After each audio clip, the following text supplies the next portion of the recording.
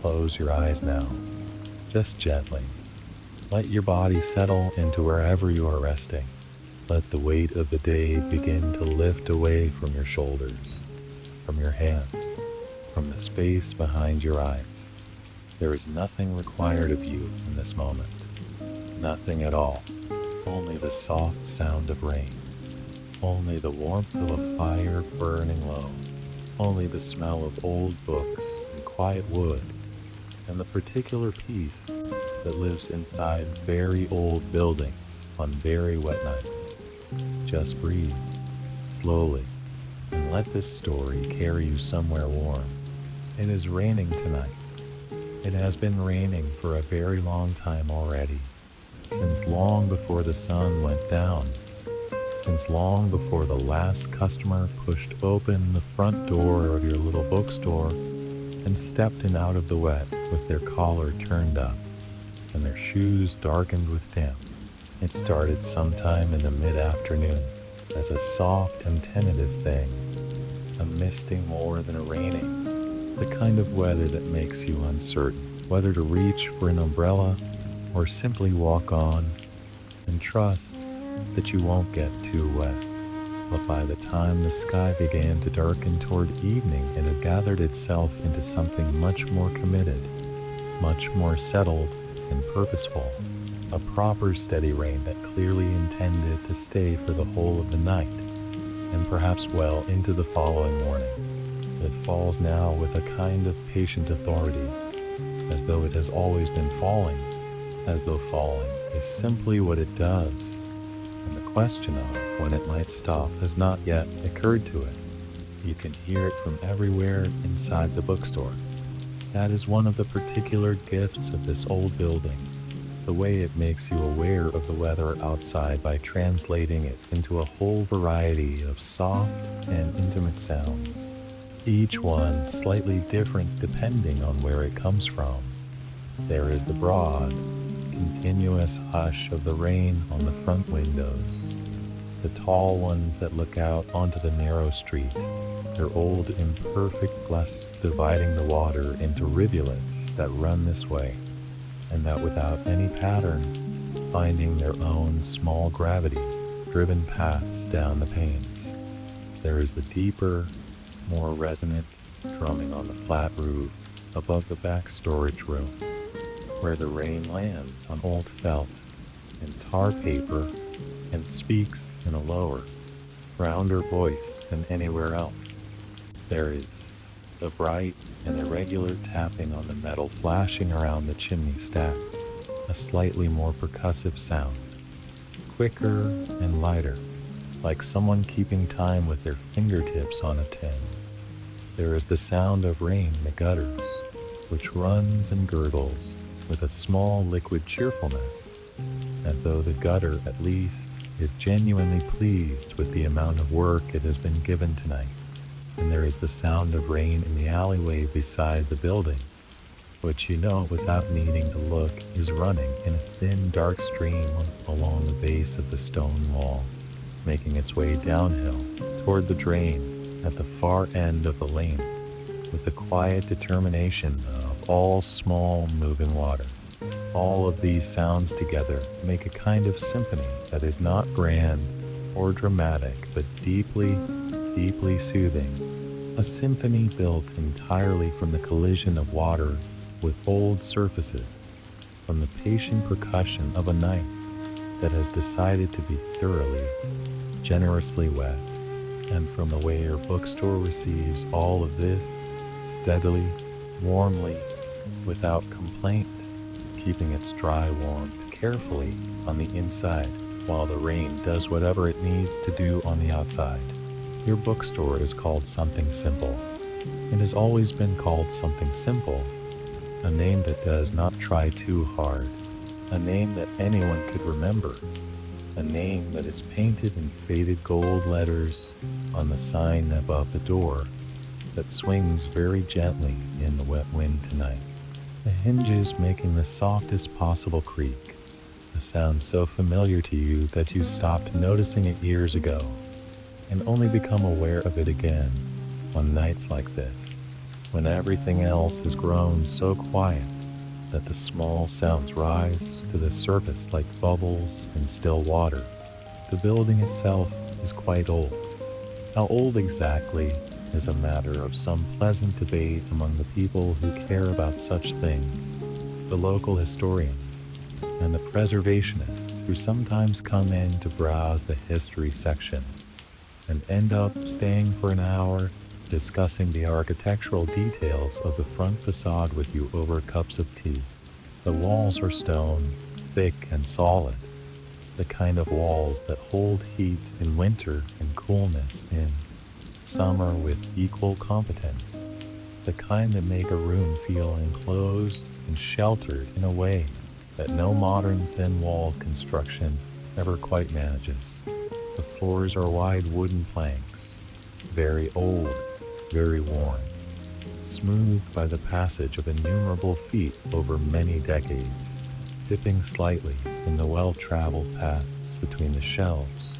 and rising slightly toward the walls, giving the floor a gentle undulating quality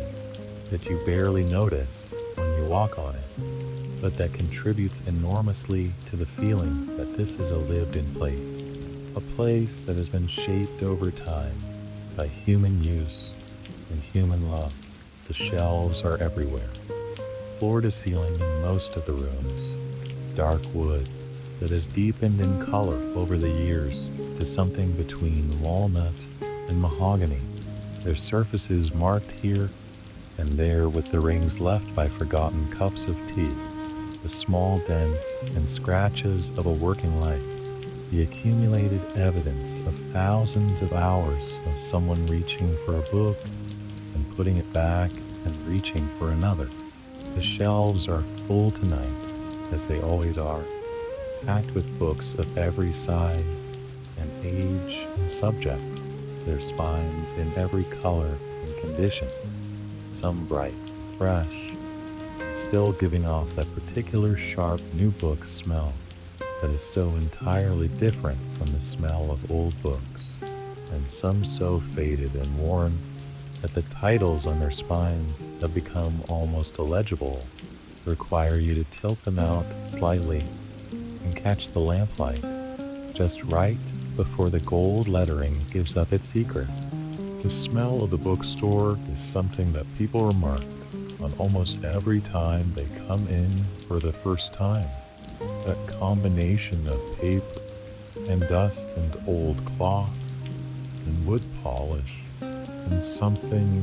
that is none of those things individually, but all of them together. A smell that is ancient and intimate and somehow immediately comforting, as though it is a smell that the human nose recognizes at a very deep level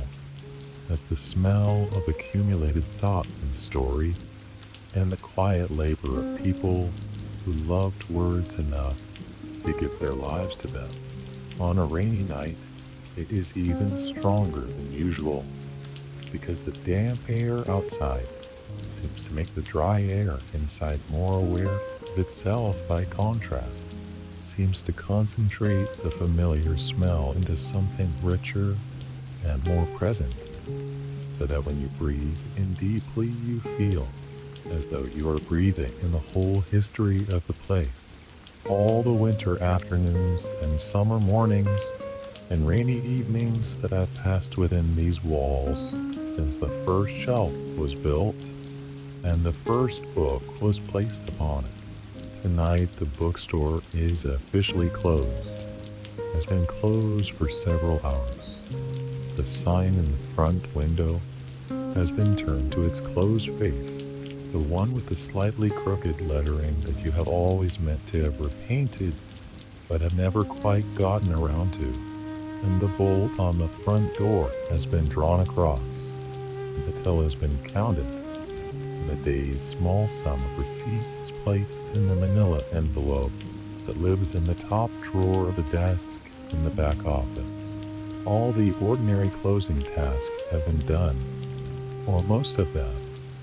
the tasks that needed doing before the rain became too heavy and the evening too advanced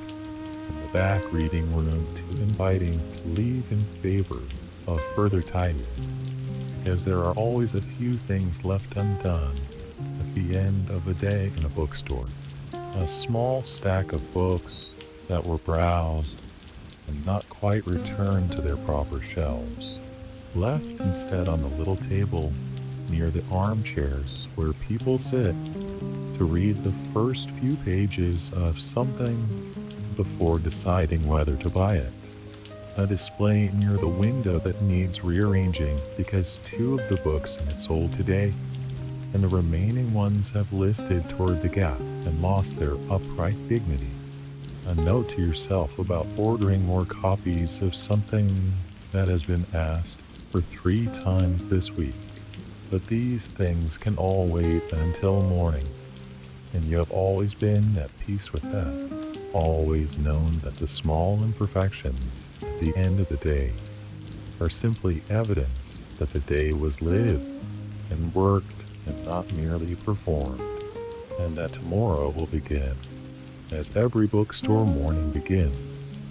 with the particular pleasure of putting things right again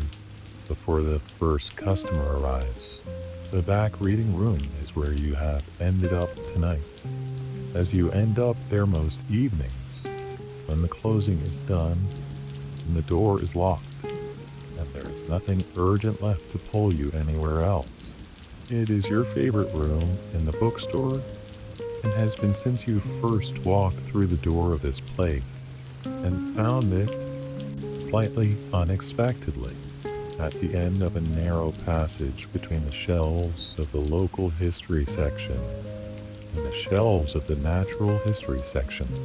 A small square room that seemed to exist almost outside of the ordinary logic of the building, tucked away and self-contained and immediately and unmistakably cozy. The room has a fireplace, which is the thing that matters most tonight, that matters most on any evening of the autumn and winter and early spring, when the air outside is cold or wet or both. It is not a large fireplace, not a grand one, nothing that would impress anyone who was looking for grandeur, but it is a very good one, well proportioned and well drawn, the kind that takes a fire easily and keeps it going without fuss, the kind whose chimney has been swept and maintained over the years with proper care, so that it does what it is supposed to do with quiet efficiency. The surround is old brick that has been painted cream at some point in the past and has since gone slightly yellowish and is marked here and there with small black smudges that no amount of cleaning ever quite removes, which you find you have no particular desire to remove anyway, because they are part of the character of the thing, part of the evidence that this fireplace has been used and loved for a long time before you arrived, and will presumably continue to be used and loved for a long time after. Tonight there is a good fire in it, not a roaring fire, not a dramatic or attention-seeking fire, but a solid and generous one, built from split logs that have been drying in the basket beside the hearth since last weekend, and have had time to dry to just the right degree of readiness. The fire has been burning for a couple of hours now, and has settled into itself beautifully, the way a good fire always does after its initial enthusiastic establishment, the way it moves from the bright crackling energy of new caught wood into the deeper, more even burn of properly going logs, the flames lower and bluer at the base and more orange and golden toward the top, the wood beneath already beginning to break down into that deep red-black structure of solid embers that gives off the most reliable and lasting heat. The sound of it is a constant soft accompaniment to everything else in the room. the small pops and hisses and gentle crumblings of wood becoming amber, the occasional deeper crack when a knot in the wood releases its tension, the steady low whoosh of the chimney, drawing the warm air upward with its invisible breath. These sounds are different from the sound of the rain, but they work together with it somehow. The fire speaking in a warmer and more interior voice, while the rain speaks in a cooler and more exterior one. The two of them creating between them a kind of dialogue about inside and outside, about warmth and wetness, about shelter and storm, a dialogue that resolves always in favor of the inside, always in favor of the warmth, always in the direction of the fire and the dry air and the familiar smell of the books. The room is lit tonight by the fire and by the small lamp on the round table beside the larger of the two armchairs, the one nearest the hearth. The lamp has a shade of amber glass that throws a warm, cooled light across the table, and the arm of the chair, and the small worn patch of rug directly beneath it, and leaves the rest of the room in a soft and comfortable semi-darkness. Not the darkness of absence, but the darkness of sufficiency, the kind that says there is enough light for what you need, and more than enough warmth, and no reason at all to add anything brighter or harsher to the mix. The books on the shelves of the reading room recede into this dimness pleasantly, their spines visible, but not demanding attention, simply being there the way beloved familiar things are simply there in the background of a comfortable room, known and trusted, and not requiring constant acknowledgement. There are two armchairs in this room, the larger one nearest the fire, the one with the lamp beside it, and a small footstool in front of it, and the cushion that has molded itself over years of use into the particular contour of a particular back. Your back, the back of someone who sits in this chair regularly and has done so long enough that the chair has learned the shape of it, and the other chair, slightly smaller, slightly further from the fire, placed at a comfortable conversational angle to the first, the one where guests sit when there are guests, or where Mrs. Sophia sits on the evenings when she comes. Mrs. Sophia is here tonight. She arrived about an hour ago, just as the rain was reaching its full height, her small figure appearing in the alley doorway of the bookstore that she has always used in preference to the front door, perhaps because the alley door is closer to the reading room, and she has never seen any reason to walk through the whole bookstore simply to reach the place she is going. She knocked twice in her particular way, 2 quiet taps rather than the usual single louder one, and you unlocked the door and found her standing under the small iron overhang with her umbrella already closed and tucked under her arm, her mackintosh beaded with rain, her face entirely composed and pleasant, as though she had simply been for a mild afternoon stroll,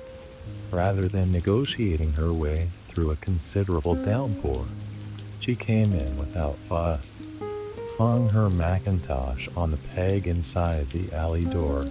set her umbrella in the stand that has been there for exactly this purpose for as long as you can remember, smoothed her gray cardigan with both hands in her characteristic gesture of settling herself, and made her way down the short passage to the reading room with the ease of someone who knows exactly where she is going and is very glad to be going there.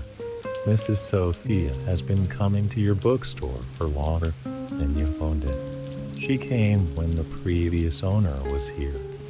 and perhaps the owner before that, though she has never said so directly, and you have never asked in a way that would require her to commit to a specific number of years. She is of an age that is difficult to precisely determine, somewhere in the range of middle to late elderly, with white hair that she wears in a simple and elegant roll at the back of her head, and a face that is deeply and kindly lined in the particular way of someone who has spent much of their life reading. That combination of a slight squint and a slight softness around the mouth that comes from years of alternating concentration and quiet pleasure. She was a librarian for most of her working life, a career she seems to have stepped away from in the technical sense, while continuing to inhabit in every meaningful way, because she still moves among books with the particular attentiveness of a professional, still notices when something has been misshelved or when a spine is beginning to separate, still has the habit of gently straightening a tilted book as she passes without breaking her stride or interrupting her conversation. She sits in the smaller armchair tonight with a book in her lap and her reading glasses on her nose and her small feet in their sensible shoes resting flat on the hearthrug, and she looks exactly as she always looks in this room, exactly as right and exactly as settled as the books on the shelves and the fire in the grate and the rain on the windows, as though she's another permanent feature of the place, something that has always been here and would leave a noticeable absence if it were gone. She brought the book herself tonight, as she sometimes does, carried it in the large cloth bag she always brings, along with what you suspect are various other small items she considers necessary for an evening spent in a bookstore reading room. A handkerchief, a small packet of something wrapped in waxed paper that she has placed on the table beside her without comment, a pair of spare reading glasses in a hard case, and a little notebook with a soft blue cover into which she occasionally writes things in a very small and very neat hand that you have never been able to read from your chair. The book she brought tonight is old, beautifully old, with a cloth cover and a faded sage green and the title stamped in gold on the spine that you could not quite make out when she took it from her bag, but which does not matter, because whatever it is, Mrs. Sophia's choices are always right. She holds it with the slight extra care of someone handling something she values, not nervously, not preciously, but with the natural attentiveness of long familiarity with the particular vulnerability of old books, the way their spines can crack if opened too forcefully, the way their pages can tear if turned too hastily, the way they need to be treated with the same patient gentleness you would extend to anything that has grown fragile through the passage of a long and useful life. She began reading aloud to you perhaps 40 minutes ago. Not immediately upon arriving, first she sat for a while, and you both listened to the rain and the fire, and spoke a little in the desultory and comfortable way of two people who know each other well enough that conversation does not require effort or direction, who can say something small and let it rest in the air between them, without either person feeling obligated to respond immediately or to carry it somewhere. You spoke a little about the day, about a particular customer who had spent 2 hours in the natural history section and bought 4 books, and seemed genuinely happy about all of them, about a letter you had received from a publisher's representative, about the rain and how thoroughly it seemed to mean it tonight, And then these small conversations had run their natural course, and a comfortable silence had settled over the reading room. And after a while, Mrs. Sophia had opened her book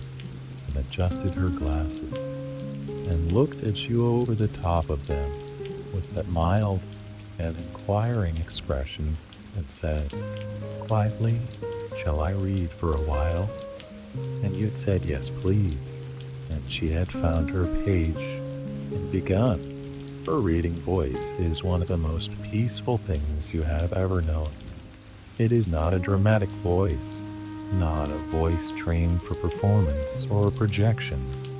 but a voice shaped by decades of reading aloud to people in libraries, in reading rooms, in quiet corners. A voice that knows the difference between what the text needs and what the listener needs, and always finds the place where those two things meet. It is low and even and unhurried, with a slight natural warmth in it that has nothing to do with effort and everything to do with the simple fact that she genuinely loves what she is reading, and that love comes through in the most unobtrusive and therefore most affecting way. She does not dramatize. She does not do different voices for different characters or modulate her tone to signal the approach of an important moment. She simply reads steadily, beautifully, trusting the words themselves to do what words are for, trusting the listener to bring whatever they bring to the meeting of the story. The story she is reading tonight is a gentle one. It is set in a small English town in a period that feels loosely historical, not specific enough to be pinned to any particular decade, but old enough that the pace of life in it is slower, and the textures of the daily world are different from the present. The different quality of light from candles and oil lamps, the different sounds of a street where the loudest vehicle is a horse-drawn cart, the different relationship with weather, with seasons, with the simple physical facts of warm and cold and wet and dry that you navigate differently when the technologies available to you are fewer and the body's own resources matter more. The story is about a woman who keeps a small lending library in the front room of her house in this small town. She is not a young woman, and she is not an old woman, but somewhere comfortably in between. A woman of established habits and settled pleasures who has organized her life around the things she loves and finds that this arrangement suits her very well. Her library is not large, but it is very carefully chosen, and the people of the town know that whatever she recommends will be worth their time, and that whatever they bring back to her will be received with genuine interest in what they thought of it, with real questions about which parts stayed with them and which parts did not and why. Mrs. Sophia reads about this woman's mornings, which begin early with the lighting of the fire in the library room and the arrangement of the day's return books and the writing of small notes in the leather-bound ledger. She keeps to track what has gone out and what has come back and what has been asked for. She reads about the particular pleasure this woman takes in the arrival of new books, the way she unwraps them from their brown paper packaging with a care that is almost ceremonial, the way she holds each one before shelving it and reads the first page, and sometimes the last page, and always a page somewhere in the middle, as though taking its measure, as though introducing herself to it before introducing it to anyone else. She reads about the town itself, about the baker 2 streets over whose bread can be smelled from the library on mornings, when the wind is right, about the cobblestones of the main street that hold rain in their joints long after the rain has stopped, giving the street a polished quality that it loses by afternoon, about the particular quality of light in the library room at different times of day, the way morning light falls through the east window across the shelves and long pale bars, the way afternoon light warms the whole room to gold, the way evening light deepens everything to amber and makes the leather spines of the books glow like something precious. And as she reads, as Mrs. Sophia's low steady voice carries these details quietly across the room to where you sit in the larger armchair with the fire warm on your face and the lamplight warm at your side, you find yourself sinking into it all, into the story and the voice and the rain and the fire and the smell of the old room around you, sinking the way you sink into a warm bath, gradually and completely, with a sense of something releasing that you had not even known was held. There is something that happens in bookstores late at night, after closing, when the day's business is done, and the door is locked, and the normal traffic of human needs and requests has finally stilled. Something that is difficult to name precisely, but that every bookseller knows. The books seem to breathe differently in the quiet, or rather, you become able to hear them breathing, to be aware of the kind of presence that they have been having all day beneath the surface of all the activity, a presence that is patient and generous and fundamentally benign, the presence of many, many stories all holding themselves available, all waiting without urgency to be opened, all content to wait, because waiting is what they have always done, and they are very good at it.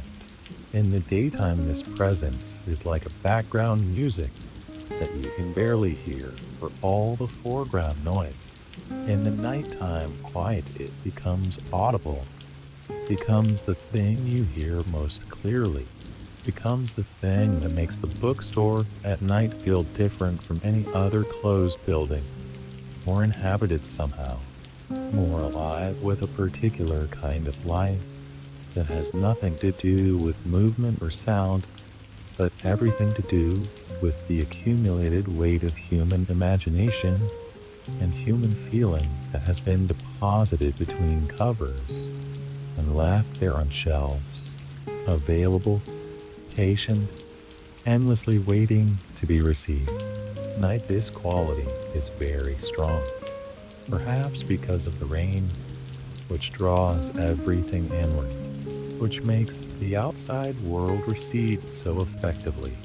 that the inside world expands to fill the space, which makes the warm, dry interior of the bookstore feel more itself, more concentrated, more entirely its own. Mrs. Sophia turns a page with her characteristic, careful motion, that slight pause before the turn,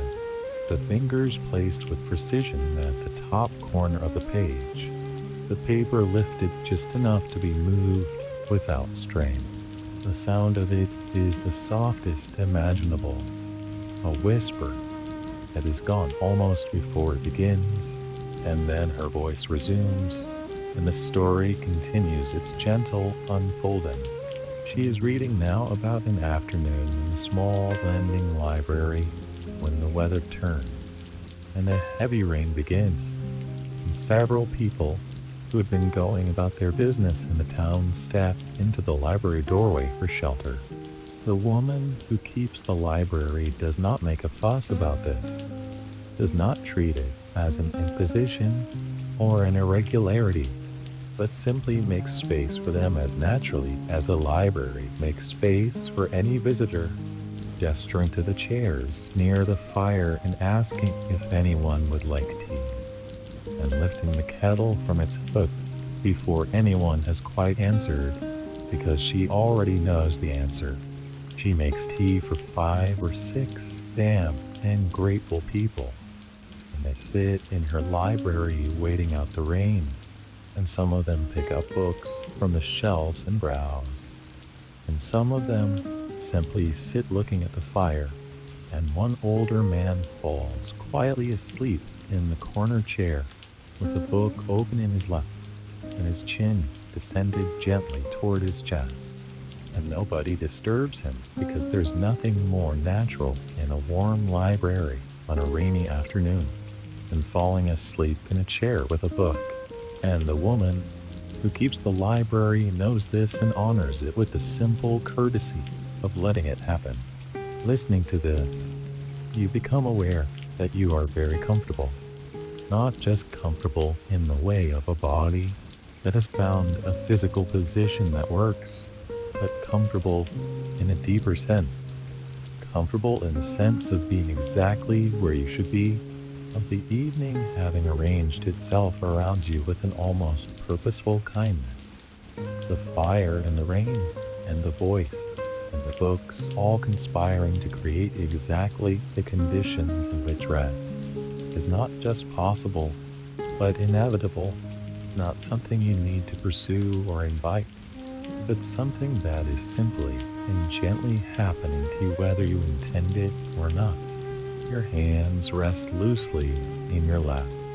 Your shoulders have dropped from wherever they spend most of the day. The small permanent tension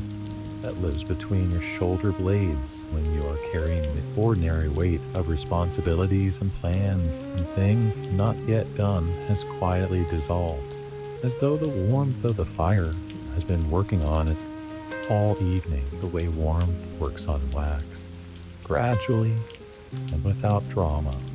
until the thing that was rigid has become soft, and the thing that was held has been released.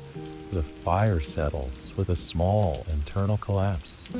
one of the logs finding a new resting position among the embers, a brief shower of sparks rising and then dying, the flames dipping for a moment and then steadying again. The sound of rain against the back window intensifies briefly as the wind shifts, and then settles back to its usual patient susurrus. Mrs. Sophia reads on without pause, steady as the rain itself, her voice unchanged by the small disruptions of the fire and the weather, anchored in its own calm, and carrying everything else along with it. She is reading now about the evening in the lending library, about how the people who sheltered from the rain in the afternoon have long since gone home, and the library is quiet and closed, and the woman sits alone beside her own fire with the rain still falling outside, and a cup of tea cooling on the table beside her, and a book open in her hands. The same book she has been trying to finish for 3 evenings now, but has kept setting down because the ending seems too good to rush toward, because there is something in the approaching of the end of a truly good book that makes you want to slow down, to take smaller bites, to make it last just a little longer, even though you know that the ending, when it comes, will be its own particular satisfaction. Mrs. Sophia reads this passage with something that might almost be a smile in her voice, a slight warmth that is different from her usual steadiness, as though this particular detail about the book that is too good to rush resonates with something in her own reading life, as of course it must for anyone who has loved books long enough. And you feel something similar as you listen, something that is recognition and comfort both, the pleasure of hearing something described that you have experienced yourself, and therefore know to be real and true. The tea in your own cup, which you made earlier, and set on the little table at your elbow, has gone quite cold by now. You noticed this some time ago, and found that you did not particularly mind, that the making and having of the tea was its own thing, quite separate from the temperature of it, that the warmth you needed had been amply provided by the fire and by the story, and by the simple fact of being in this room on this evening with the rain outside and Mrs. Sophia reading quietly beside you. The smell of the reading room at this hour is particularly good. The fire has been burning long enough that the wood smoke has thoroughly infused the air. That warm and slightly sweet smell that is one of the most ancient and comforting of human smells. The smell of fire tended and contained, of warmth deliberately made, of the most basic form of sheltering. Mixed with it is the book smell, richer here than anywhere else in the bookstore, because the books in the reading room are older on average than those in the main shop, kept here partly for their beauty and partly because they are the ones you have personally read and loved and want to keep close, the ones whose company you actively seek rather than simply curate. And there is also tonight a faint additional sweetness in the air that you eventually trace to the small packet Mrs. Sophia placed on the table beside her without comment, which turns out on closer inspection to be 2 or 3 shortbread biscuits wrapped in wax paper, the kind she sometimes brings and always places silently within reach without drawing attention to them, so that their discovery feels like a small, unexpected kindness each time. Mrs. Sophia's voice continues, steady and soft and warm. She is reading now about the woman in the lending library, writing in her daily journal by firelight, which is something she does every evening before bed, recording not the events of the day so much as the qualities of it, the texture and temperature of the hours, the small things that struck her as beautiful or interesting or worth preserving in words. She writes about the color of the light this morning on the covers of the books in the east-facing shelves, about the way one of the regular borrowers, an elderly schoolteacher, chose today to finally borrow the book she has been eyeing for months, seemed faintly surprised by her own decision, as though the book had finally caught her at the right moment, rather than the other way around, about the particular sound of the rain this afternoon against the library windows, and the way it made the room feel more itself, more interior and warm and sheltered, by contrast with the loudness of the water outside. And there is something about this, about a woman writing by firelight, about small, beautiful things, about the way she notices and records the texture of ordinary days, that is deeply and quietly moving in a way that has nothing to do with drama, nothing to do with any large event or any significant revelation, but everything to do with the simplest possible thing, which is the decision to pay attention, to find what is worth noticing in the hours you are given, and to hold it up to the light and say yes. This small thing is worth something. This ordinary beautiful moment is worth preserving, worth writing down in a journal that may never be read by anyone but yourself.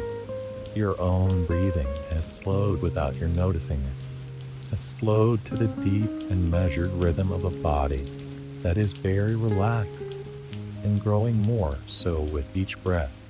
the kind of breathing that is halfway between waking and sleeping, that belongs to the state where thoughts still come, but loosely, without urgency,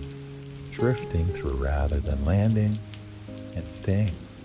like leaves blown gently across a surface of still water. Mrs. Sophia turns another page, and another. She is reading about the small town in winter now, about the particular quality of winter evenings in a place like that, the early dark and the lamplight, and the way people draw inward toward their own fires and their own quiet pleasures. The way the lending library becomes in winter a place people visit as much for the warmth and the company as for the books, coming in with cold hands and pink cheeks and staying longer than they meant to, reluctant to go back out into the dark and the cold when here there is light and warmth and a cup of tea that is always offered and always accepted. She reads about the woman lighting the lamps in the library on a December afternoon, going from lamp to lamp with her taper, each one catching and steadying into its small warm glow, the room gradually filling with the pooled and overlapping warmth of multiple small lights that together make something more than any of them could make alone. She reads about the way the lamplit room looks from outside on a winter night, from the perspective of someone passing in the street. The warm golden rectangles of the library windows and the dark facade of the building, the slight movement of shadow and light behind the glass as the lamps flicker, the sense from outside of warmth and enclosure, and the particular kind of life that happens in warm enclosed places on cold nights, quiet life, interior life, the life of reading and conversation, and the companionable silence of people who are comfortable with each other. And from the outside looking in, this is exactly what your own bookstore must look like tonight, from the street in the rain. If anyone were still out there to pass and look, the tall front windows with their soft, warm interior glow, blurred and golden through the rain streaming down the glass, the suggestion of shelves and lamps and warmth within, a small lit interior world in the middle of the wet, dark night, self-contained and peaceful and entirely indifferent to the weather in the best possible way. The thought of this, of your bookstore scene from the outside on a rainy night, gives you a feeling of quiet satisfaction that is part possession, part gratitude, a satisfaction of having a place that is yours and that looks, from the outside, like the kind of place you yourself would want to come in from the cold and the rain to enter. It took a long time to make it that way, many small decisions, and many not small ones, and many days of uncertain beginning, when you were not yet sure the whole thing would work, would find its people, would become what you hoped it might become, but it did find them, slowly, and then more quickly, the particular people who needed exactly this particular kind of bookshop in exactly this particular street. And they came and kept coming and brought others. And the bookstore became over time not just a business, but a kind of community gathering place in the quiet and low-key way that the best bookstores always are, becoming part of the texture of the neighborhood, becoming one of the things that makes the neighborhood itself worth living in. Mrs. Sophia's voice draws you back. She is reading about a particular evening in the small town's lending library, a winter evening when the regular visitors have all gone home, and the woman is alone in her library for the last hour before she closes, making use of the quiet and the lamplight to read a little herself, giving herself permission for this small luxury at the end of a day of giving her attention to everyone else. She reads about what it feels like to be alone in a room full of books late in the evening, the particular quality of that solitude, which is not lonely solitude but full solitude, solitude populated by the invisible presence of all the stories on the shelves, all the lives and imaginations that have been deposited there and wait to be retrieved. The woman in the story finds this solitude genuinely nourishing finds that an hour spent this way, reading alone in her lamp-lit library while the town outside grows quiet and the fire burns low, is one of the best possible ways an evening can end, one of the most reliable and inexpensive forms of restoration available to a person who knows what they need and is not shy about allowing themselves to have it. Mrs. Sophia pauses here very briefly, such a small pause that it would be imperceptible to someone not already attuned to the rhythm of her reading,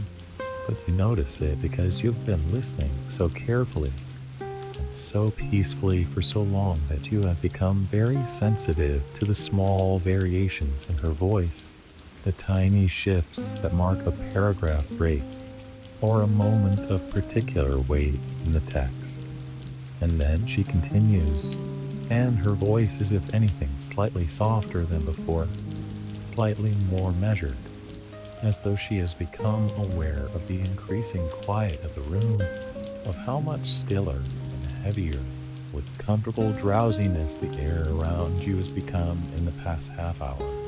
and is adjusting her reading to honor that, to encourage it, to deepen it further. She reads now about the woman in the lending library finally closing her own book and sitting for a moment in the dying warmth of her fire before getting up to close the damper and put out the lamps and lock the library door for the night.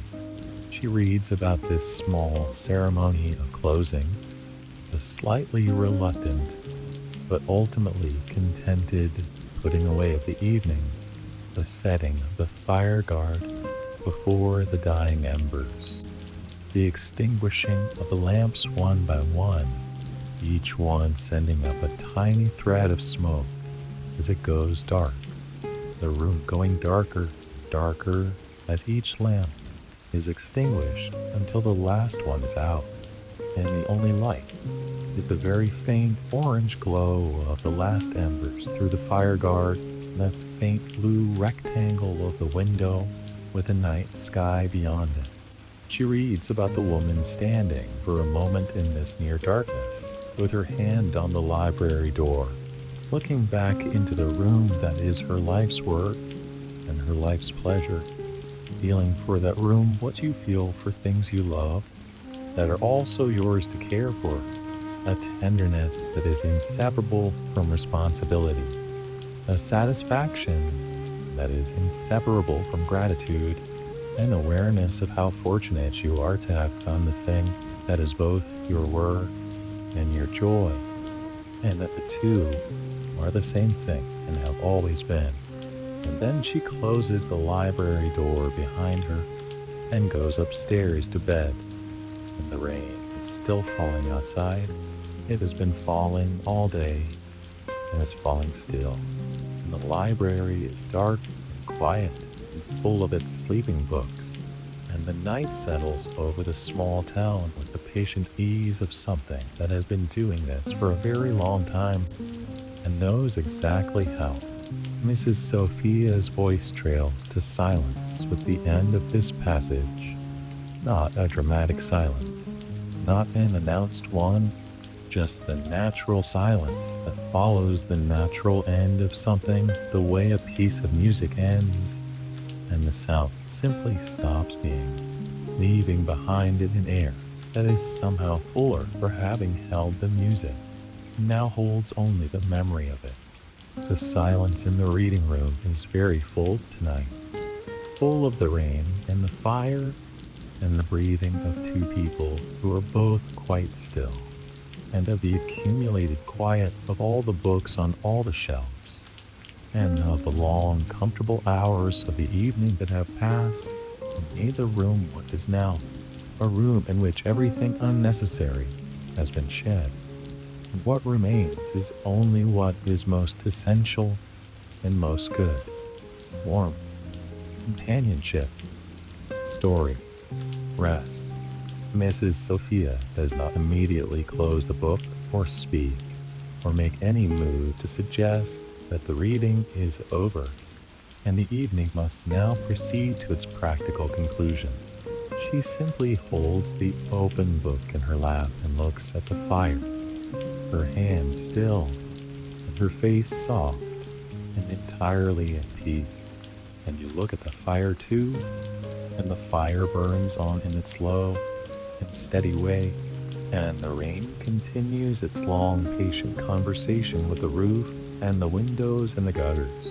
And the bookstore holds you both in its particular and familiar embrace. Time has become very soft tonight, has lost its usual insistence, its usual way of making itself felt as a pressure, as a thing that is running out or running past you whether you want it to or not. Here in the reading room, in the firelight, in the lamplight,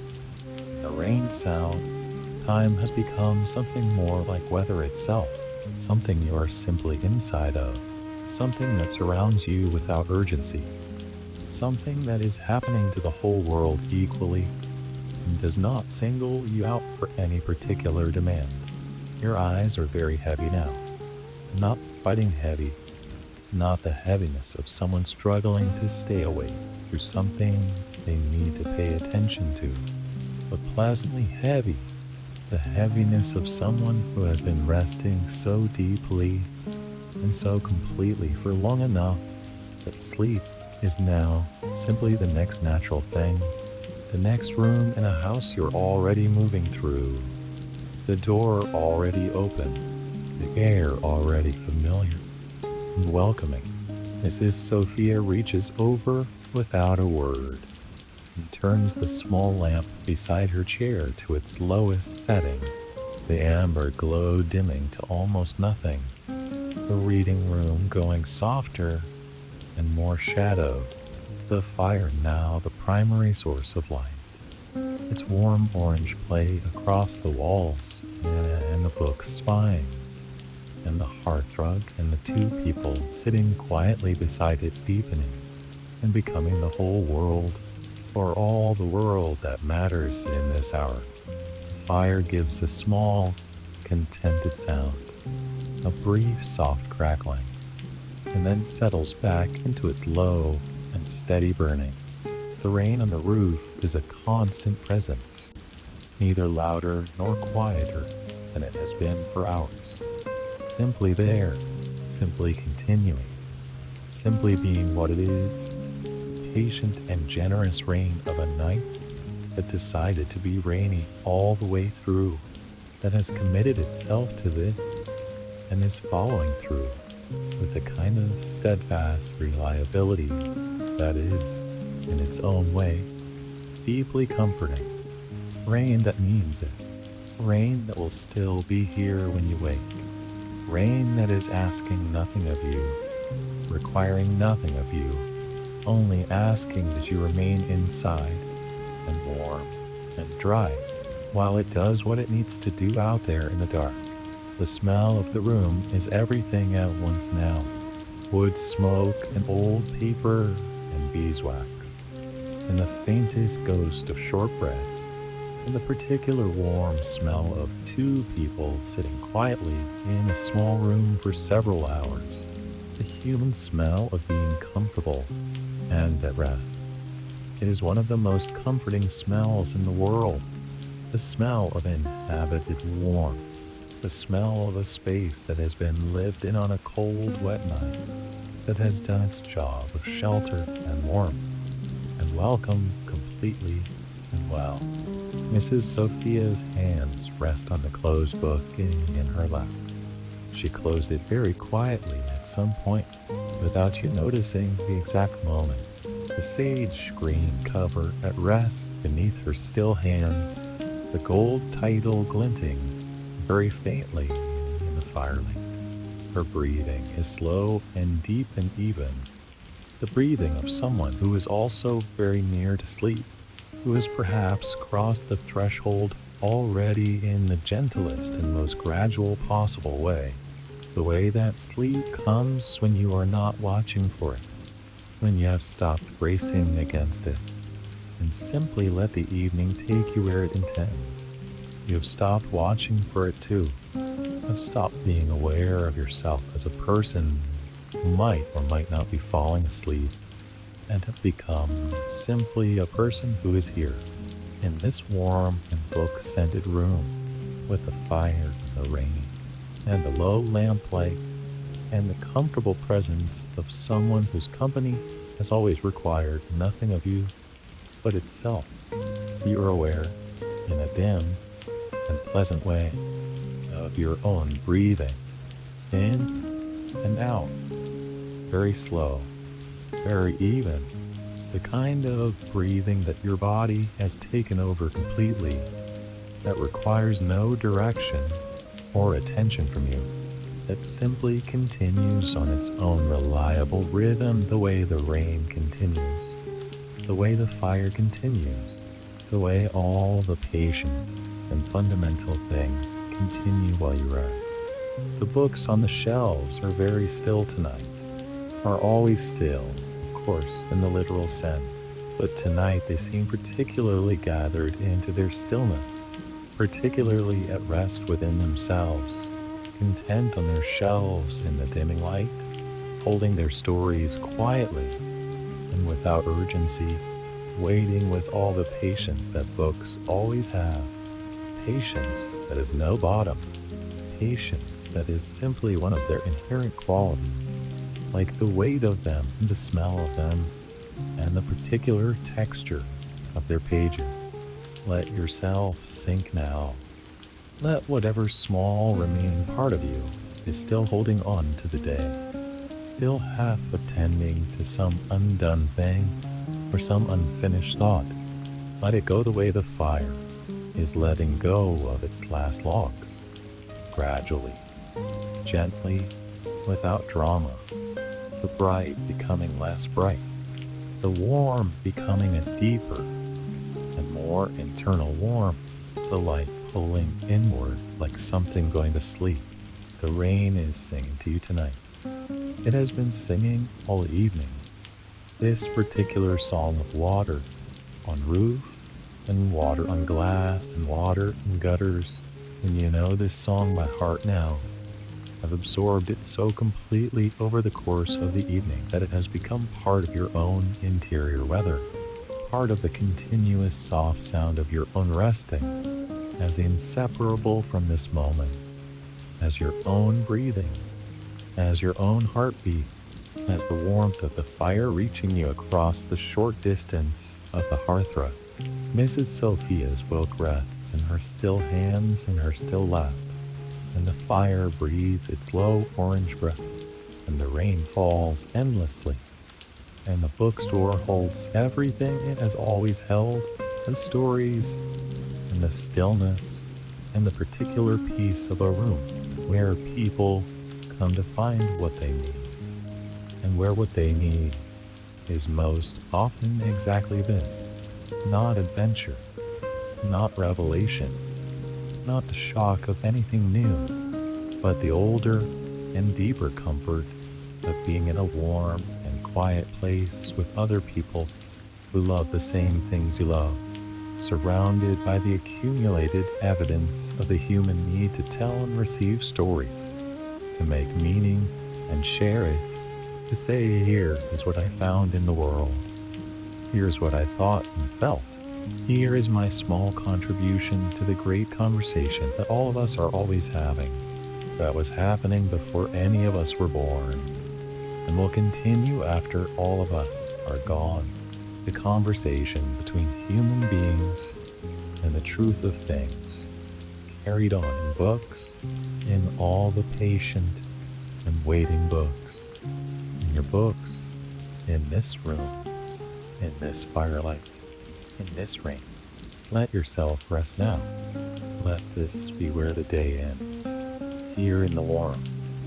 here in the dark, here in the smell of paper and fire and rain, here beside the fire that is burning low, here beside the rain that is singing on, here beside the books that are waiting with their infinite patience, here in your own beloved bookstore on a rainy night that has been so entirely, perfectly, exactly what rainy night should be. Breathe in, and breathe out, and let the next breath come when it comes, slowly, naturally, without any assistance from you. Let the rain take over. Let the fire take over. Let the books keep watch in their quiet and reliable way. Let Mrs. Sophia's last read words continue to move through you softly,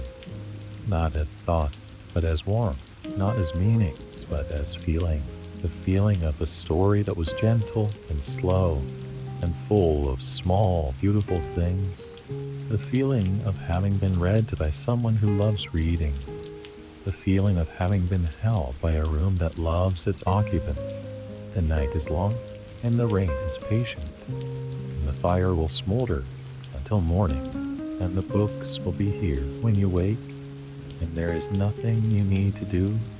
and nowhere you need to be, and no version of yourself you need to perform or maintain or offer to anyone at all. There is only this breath, this warmth, this soft and endless sound of rain on old glass and old stone and old roof tiles, this quiet and this comfort and this deep, deep peace. Sleep now. Let yourself go all the way into it. The rest that your body has been waiting for all day. The rest that the evening has been slowly and kindly preparing for you. The rest that the rain and the fire and Mrs. Sophia's gentle voice have been conspiring together all evening to make possible and inevitable and right. Go all the way into it. Let the bookstore hold you. Let the rain cover you. Let the fire warm you from a distance with its last low heat. Let the books keep their silent company around you. Let yourself be exactly what you are right now in this moment, which is simply someone who is safe and warm and at rest and deeply, completely, unreservedly at peace. The rain falls, the fire glows, the books breathe in their stillness, and you sleep. You sleep. You sleep softly, warmly, deeply, all the way down, all the way into the good dark, all the way into the rest that is yours, that has always been yours, that is here waiting for you every night, at the end of every day, patient as books, steady as rain, warm as fire. Yours. Sleep now. Sleep deeply. Sleep well. The bookstore is here. The rain is here. The warmth is here. And you're safe. You're held. You are home.